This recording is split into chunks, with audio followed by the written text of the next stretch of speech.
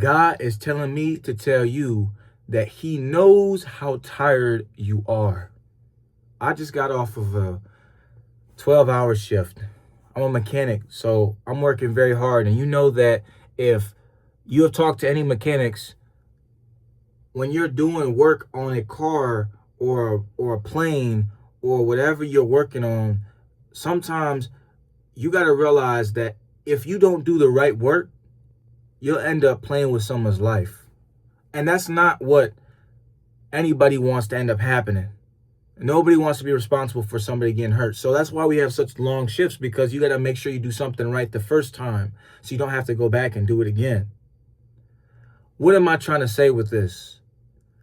Despite how tired I am, I still decided to make this video because I realized that when God tells us to let the dead bury the dead, he really means whatever you have going on in your life right now, something I have is more important. There's going to be times in your life when somebody calls you up out of the blue, when you're in the middle of sleep, and somebody calls you up talking about hey man, I just had a witness to an experience with God, and they never knew God before this. You're going to have times where you're so tired, you come back home and you're thinking, oh man, the last thing I want to do is make another decision. But your wife just had a horrible day at work, or your wife just had a horrible day with the kids, or something happened at home. And now you got to be a man or a woman, and you got to step up and take your position and show, yes, even though I'm tired, I still have to do what I have to do. Sometimes you may be tired. You may be beaten. You maybe feel like you're just been thrown around. But I tell you right now, your kids are not going to remember how tired dad or mom was. They're going to remember, did mom or dad show me love? And so that's the sacrifice we have to be willing to make, because to love somebody means we have to give up something, which is that sacrifice. Giving up something. There are a lot of people on the other side of the world that are less fortunate than us, probably going to school while taking care of a sick mother and making sure that their little brother or sister got clothes on their back and food in their belly, a place to sleep. It's probably people like that. Matter of fact, I know there's people like that. I've met some people like that who've had to bust their butt for people that they know. I know people who have worked 2 jobs just so that they could give their kids the dreams that they couldn't have.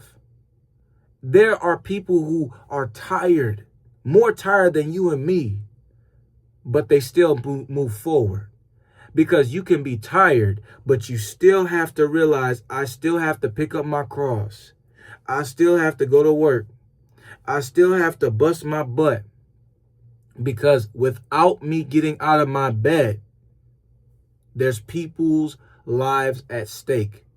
If I, as a mechanic, don't show up to work, people are going to be in a bad shape. Things are not going to get done. And people's lives are going to be played with. And so when I think about it too, a lot of people complain, well, you must not know what I do. You must not know how hard I work. You must not know this. You must not know that. Let me tell you, when you don't blame something else, or when you don't blame yourself, you blame everything else. Okay? So if you don't hold yourself accountable, you make everybody else hold the accountability for you. I got to slow down. So what that means to me is sometimes we don't want to realize that we could be the problem. That the reason why I don't have a good relationship with somebody is because I'm always pushing them off because I'm taking care of me alone. And sometimes, yes, you got to take care of yourself. This video is not to say, hey, stop taking care of yourself. Hey, don't get your 8 hours of sleep, because we know, best believe, we need that beauty sleep as followers of Christ. But that being said, you have to realize that Christ was tired when he was carrying that cross. People was mocking, ridiculing, spitting on him. The same people that was with him is now against him. And you don't think Jesus was tired? Jesus was so stressed that he was sweating blood. Sweating blood. That's a medical condition. And so he was so stressed and so tired. He said that he could have called upon the legions of angels that surrounded him. But in that moment, he realized that just because I'm tired doesn't mean I don't have priorities. I don't have things I have to get done. Part of that is what the Bible says when it says, deny yourself and pick up your cross daily. Because yes, picking up your cross is hard. It's tiresome. It can hurt. But you do it anyway. Because you got things you have to do. There are things and there's a person that God has to use. Job was tired. And even more so, there's a story in the Bible of Moses. Moses, he was put into a position where he's with a bunch of people behind him who he's taken to the promised land, and they're crying and complaining and screaming and getting mad. Oh man, I want this, I want that, I want food, I want water. And obviously these are things that you need. There's necessities. But they weren't being patient. And Moses was getting upset. And he said, God, he said, please give these people a miracle or something because they're nagging me. And so God said, okay, I'm going to give you a miracle, but you're going to do it on my account. Moses didn't want to listen to that because he heard somebody else chirping in the ear. So instead of turning down the hearing aid like grandma does, he went over to the rock he saw that God told him to go up to, and he smacked it 3 times. And the third time, water spilled out of it. And God was angry. He was not angry because Moses wanted to help people out. He wasn't angry about that.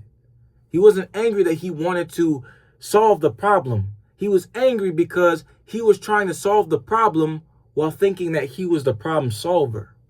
He was trying to glorify himself and make it about himself because he was tired. The people around him made him tired. Don't you ever realize that in your situation, that if you go into work with a bad attitude, or if you go into school with a bad attitude, or you go around people that have a bad attitude, you have a bad attitude, or you spread it, it's like complaining. It's like a sickness. It goes around. You complain, somebody else is starting to complain. They complain because it goes around like a sickness. So I'm not telling you don't be tired because that's impossible. We're human beings. But just like I did, and like Christ does all the time for us over and over again, pick up that cross and let God use you. If you're tired, remember, keep on moving.